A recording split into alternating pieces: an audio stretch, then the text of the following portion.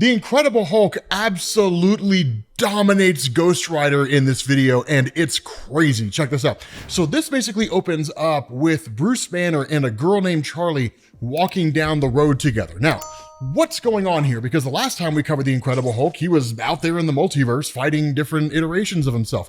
In effect, the Incredible Hulk comic was relaunched under Philip Kennedy Johnson. And right now, what's going on is there's a creature out there called the Eldest, and it's basically resurrecting monsters across the globe. Charlie is a girl who was lured into a trap by the Eldest in order to basically take the Incredible Hulk persona out of Bruce Banner and use the Hulk for its own ends. It involved the man things and stuff like that. None of it's really important here. The only thing that's important is this story kind of feels like a Ghost Rider story. To be honest, it feels like a Ghost Rider comic. Got some horror elements to it. But in effect, like, Banner's just kind of out there in the world doing his thing, trying to stay away from everybody so he doesn't become a danger by turning into the Hulk. And Charlie's accompanying him because she's got nowhere else to go, and the two of them are trying to find the Eldest. So, but what they end up doing is coming across this group of workers with a little kid who's just kind of like heading out east, right, in order to basically find some work, right? They go to a town, they set up shop, and so Banner and them agree to basically ride with these folks to the nearest town, which is about 30 miles away. But they tell them they have to crash somewhere at night because they can't stay out on the open road, that something hunts in the night. And so what this does is this picks up in the local town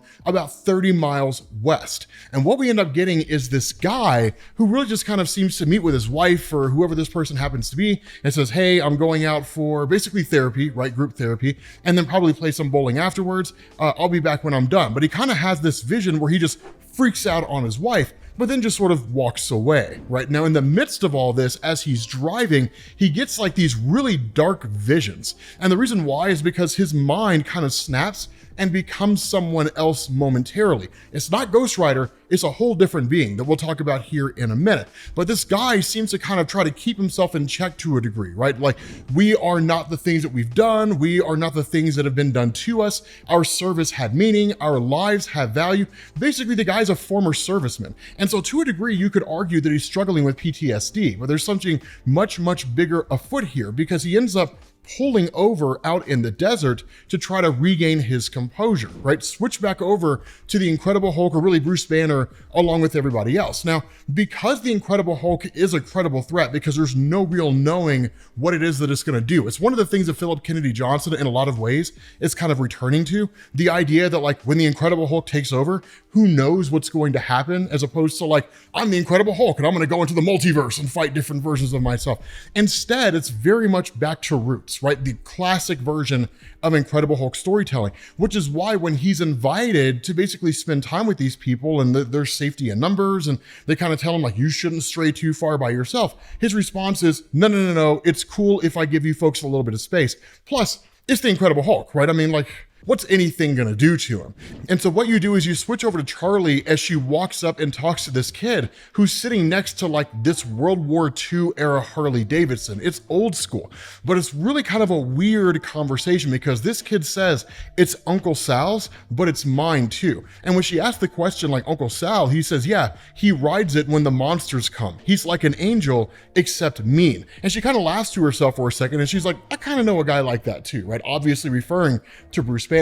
At that point, the older woman in the group comes over to Banner and offers him some food. But in the midst of all of this, the Hulk persona starts to take over and kind of taunts Banner to a degree, right? Like, you never learn, do you? Kindness from strangers, watching kids play, minute to catch your breath, that's all over for you. There's only me. Now run, Banner, unless you want your new friends to pay along with you, right? And so in that moment, the motorbike lights up, right? Like, the motorcycle just catches on fire and ignites. And the whole idea behind this, right? Like, what this kid tells Charlie is that when the monsters come, that's when the bike ignites, right? He says, a big for real monster came. It took David away, but Uncle Sal heard it. Now, whenever it comes, Sal scares it away. And that's when the motorcycle lights up. And that's when the kid's like, he's coming, right? Sal only comes when something bad is close, when the monsters are close. And so immediately it hits to Charlie, okay, we got to go get Banner,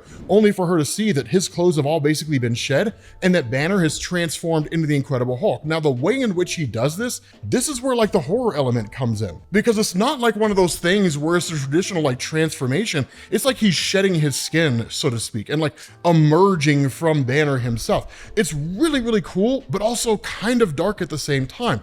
But Hulk kind of taunts Banner, right? Like, you never really learned. You should have stayed away. And so what ends up happening is, out of nowhere, this motorcycle just comes riding down the road with this guy dressed in this like World War II garb, like brandishing a Thompson machine gun, and like runs over the Hulk and sprays him down, right? Now, this guy has no clue what he's dealing with, right? And like literally the Hulk says like, you're no Ghost Rider that I've ever seen. And the guy says, I look out for the kid, say your prayers ugly, you sleep in hell tonight, right? So it's like one of those crazy moments. Now, here's the thing, and it's something that I do love about this. One of the things to know is that in Marvel Comics, there have been a lot of Ghost Riders over the years. The three most popular right now, and the three main ones that you see, are Johnny Blaze, Danny Ketch, and Robbie Reyes.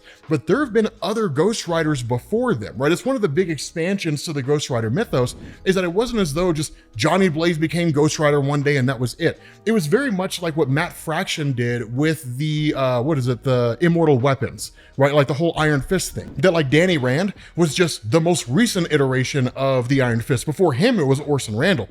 It's very similar to that, right? Just a history of Ghost Riders who, by whatever manner and whatever means, somehow had their souls bonded to a demon entity, like in the case of Johnny Blaze and Mephisto, or with like an actual demonic being in the case of Robbie Reyes. But whatever the case is, right, this dude just like sprays down the Hulk. Now, the funny thing about this is that Ghost Rider did not manifest because of the Hulk. Ghost Rider manifested because of this demonic being that's watching them fight. So again, there was an actual reason why it's here. It just doesn't realize the reason for why it's here. But as for the fight between the two of them, it goes exactly the way that you think it would. This monstrous being makes itself known, and we'll talk about it here in a second, because it's technically called a War Devil. I think that's the actual name given to it, but it's also brand new that we don't really specifically know exactly what it's called, or if it even has a proper name. But the fight between Ghost Rider and Hulk, man, it goes exactly the way that you think it would, man. Like, this thing runs up on Hulk with a motorcycle. The Hulk just like smashes the motorcycle, right? And then it just reconstitutes itself because, you know, it's the Ghost Rider. It can do stuff like that. And then the Ghost Rider tells him, like, touch that kid and I'll put you in the ground. The response to the Hulk is like, I don't even know who you're talking about, man. And just like smacks this guy around some more, right? The Hulk just dominates it. I mean, it's like child's play for the Hulk to deal with this guy. It's not even anything he'd concern himself with. And what this does is it establishes the vast difference in power between this Ghost Rider and someone like Johnny Blaze, for example. Because like during World War Hulk, the Incredible Hulk at his absolute strongest, if memory serves me correctly, and in my old age, maybe I'm forgetting, but Ghost Rider dominated him. I mean, absolutely crushed World Breaker Hulk, and it wasn't even close, right? Like, we covered that, right? You'll find a link to that in the Incredible Hulk playlist at the end of this video. But the fact that this Ghost Rider is getting crushed by the Hulk, just getting dominated so readily, it just shows this guy's nowhere near on the same level. So I wouldn't say he's like some kind of stand-in Ghost Rider, right? Like a Ghost Rider of the moment. He's probably gonna play a more significant role and probably end up like joining the group of Charlie and Banner himself. But to the bigger point here, when this monstrous entity makes itself known, it starts attacking everybody. It initially goes after Charlie, only for Ghost Rider to abandon the fight with the Hulk, snatch this thing up, drag it through the dirt, and then of course Hulk comes back and finishes the job, right? Like, this thing initially gets stabbed and Hulk's just like, no, we're not playing this game. Now the Hulk does recognize it, right? And it says, you're one of hers, where's eldest? And the response this thing gives him, man has no place in the garden. So the response to the Incredible Hulk, okay, cool, man. Well, if that's how you're gonna be, then there's no point in you just living anymore. So the Hulk helps him finish with all his living, and that's basically it. And so what you get here is this kind of switch over to this moment, right? Because the Ghost Rider basically goes back to its normal self, right? It just kind of disappears right back into the motorcycle, presumably, and you switch over to basically like this town, right? The town that this being, this monster kind of originally came from. And what you have here is like this group where all these guys are talking to each other, right?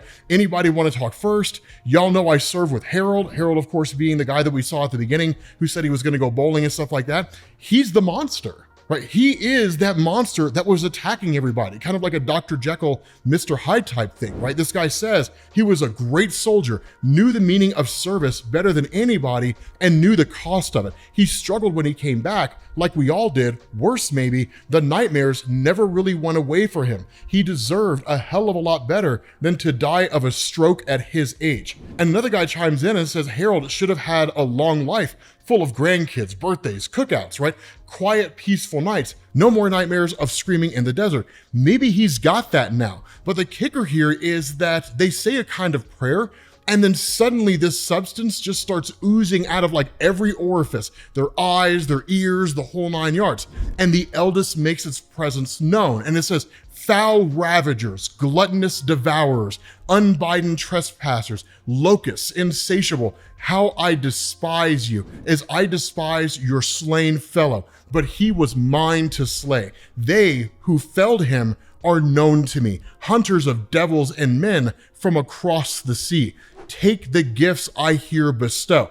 And in turn, it bonds its abilities to them, right? And water my garden with their blood. Like that's what it says. In essence, it's a very long-winded and overly fancy way of saying they were turned into henchmen. And so you switch back over, right, to this kind of makeshift campsite with like Banner, or really just the Hulk, who's kind of in its current form. You do get this really, really interesting conversation between Hulk and Charlie, where like she asked the question, so like, where does Banner go whenever you manifest, right? Like if you're here, where's he at? And we actually end up finding out that Banner's just kind of locked in the mindscape, essentially. It's one of those interesting depictions. For those of you guys who don't know, the way in which the relationship between Banner and Hulk works regarding like where one of them is when the other one is quote unquote in control, it changes from one comic to the next, right? There's some instances, like if you go and look at Hulk the End, that like Banner is kind of just in this ethereal black space, right? Just like eternal darkness. He's just kind of there in the mind, watching everything happen through Hulk's eyes.